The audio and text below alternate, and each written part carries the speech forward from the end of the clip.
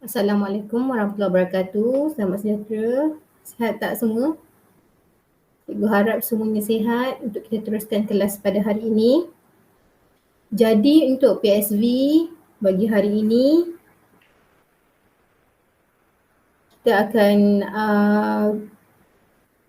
belajar untuk bidang untuk unit renjisan dan percikan.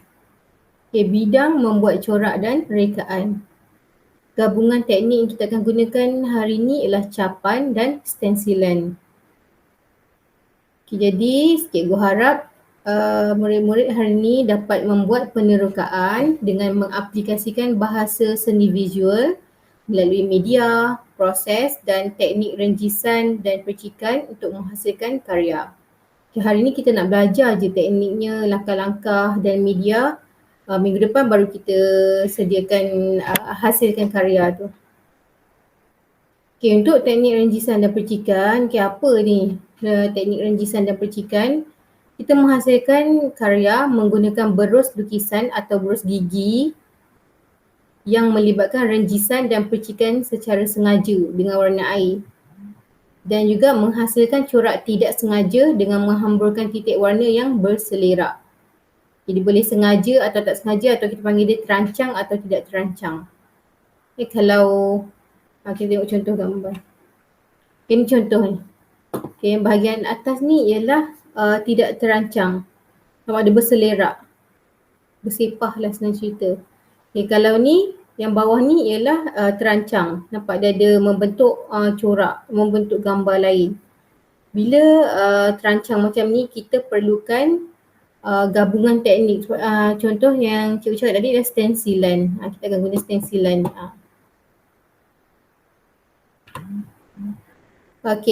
Teknik gabungan yang kita akan gunakan adalah teknik capan. Apa tu teknik capan? Mengecap dengan menggunakan bahan alam atau semula jadi yang mempunyai jalinan tertentu. Dekat bahan tu ada dia punya jalinan garisan macam tu.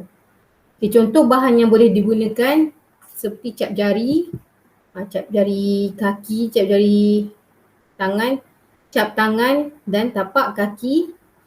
Kalau sayuran bendi, dahan buah betik, peria, bawang, daun, bunga-bunga dan buah belimbing.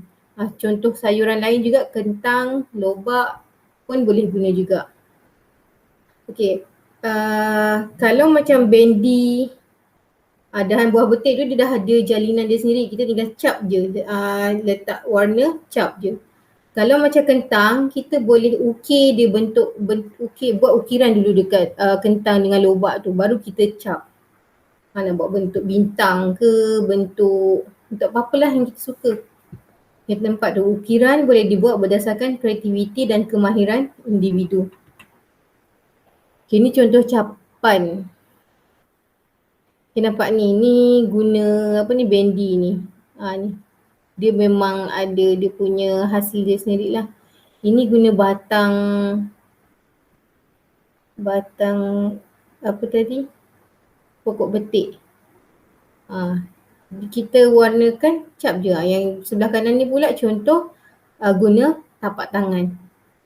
Tapi kesesuaian juga sebab kalau kertas yang kecil, tapak tangan yang dapat beberapa je.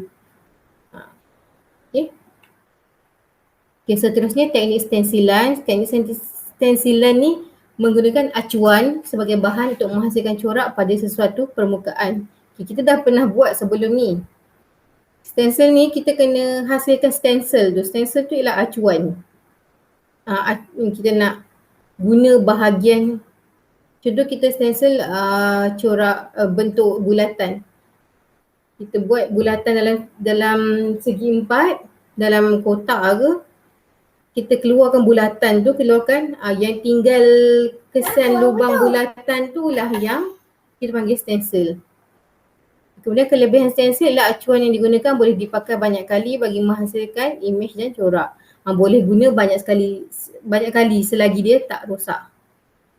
Sebab tu biasanya kita guna kertas bahan yang keras, contoh kotak. Ni contoh stensil.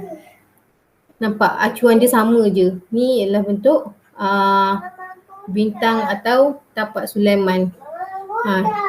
Lepas tu dia warna dia spray luar ke warna luar dia tu. Ni pun ada lagi. Dan ni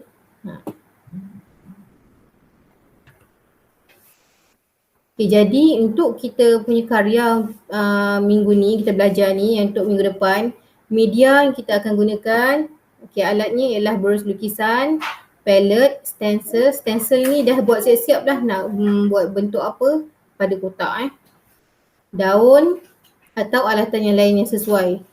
Yang daun ni untuk capan tadi, kalau kat rumah tak ada daun ke apa, gunalah sayur-sayur yang ada kat dapur. Cakap dengan mak minta izin. Kemudian bahan yang kita gunakan kertas lukisan, cat air atau bahan lain yang sesuai.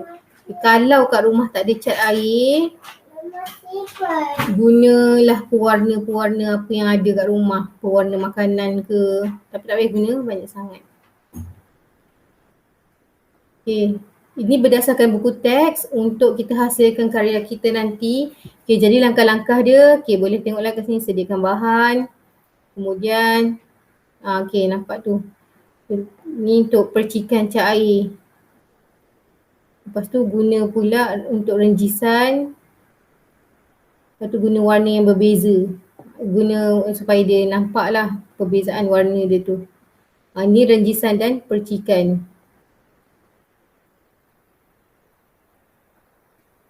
Kemudian kita akan gunakan pula teknik capan dengan stencil kita. Nampak ni digunakan daun. Warnakan atas daun tu, letak warna, lepas tu cap. Cap lah pada hasil renjisan tadi tu. Baru nampak. Ikutlah kesesuaian mana yang menarik. Kalau nak guna apa tadi, bawang ke sayur, letak buat corak yang sesuai. Kemudian lepas tu dah siap capan. Untuk stencil pula, hasilkan dulu nak stencil apa. Contohnya ni dibuat rama-rama. Buatlah bentuk rama-rama.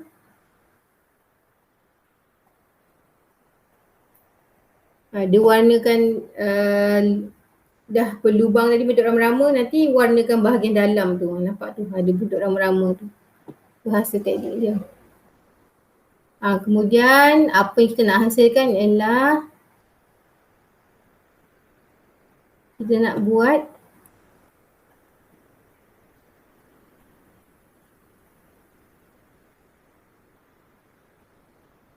ni. Daripada hasil tadi, guntingkan, kemudian tampal asing-asing. Nampak ni. Dia jadi macam hiasan. Hiasan kat meja. Tampal atas board keras lah. Kalau tak ada, tampal atas main lakat ke kotak-kotak kat rumah tu ke boleh. Tapi pastikan kotak tu panjang ke, nanti lipat boleh 4 bahagian. Dia boleh nampak susun macam ni. Okey. Dah siap. Tapi ni minggu depan tau kita buat. Hari ni baru penerangannya. Jadi tugasan hari ni salin dalam buku tulis maksud teknik renjisan dan percikan. Boleh ulang balik video ni. Tengok balik apa tadi maksud teknik renjisan dan percikan.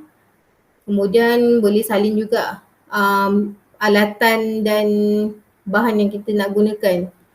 Kemudian kalau nak tengok lagi contoh, nak baca lagi apa penerangan, boleh tengok buku teks muka surat 35 hingga 39.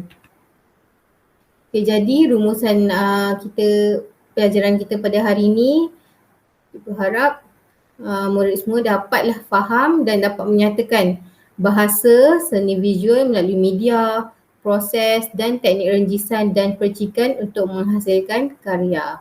Minggu depan baru cikgu nak tengok apa hasilnya. Jadi itu sahaja untuk hari ini.